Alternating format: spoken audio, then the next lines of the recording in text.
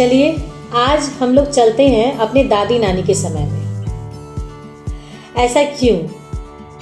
आज भी हमें जब छोटी छोटी समस्याएं होती हैं अपने स्वास्थ्य से रिलेटेड, तो हमें दादी नानी के नुस्खे ही काम आते हैं।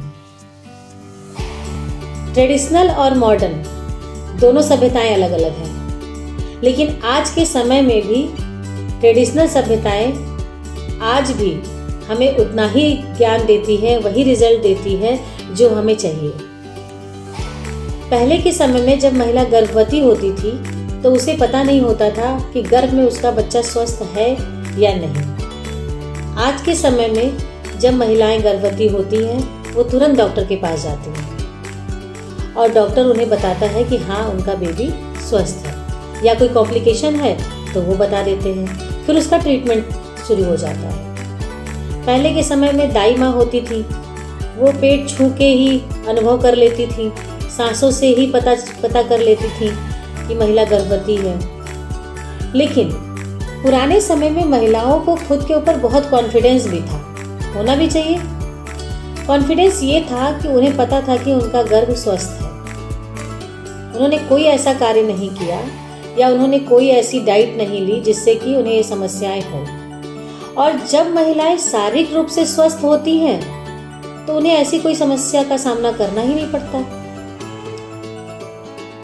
यही अंतर है पहले समय में और आज के समय में। आज मॉडर्न समाज में जो हम लोग सभी जी रहे हैं, मैं भी उनमें हूँ, आज मॉडर्न समाज में चीज़ें बहुत बदल गई हैं। बहुत यूज़फुल भी हैं तो बहुत कुछ हार्मफुल भी हैं।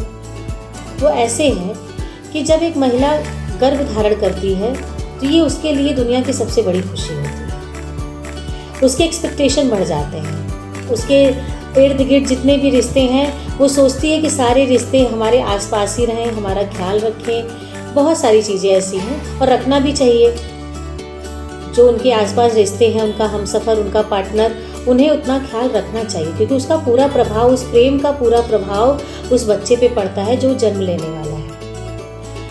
आइए फिर हम प्राचीन समय में चलते हैं। उस समय में महिलाएं हार्ड वर्क करती थीं, बहुत काम करती थीं।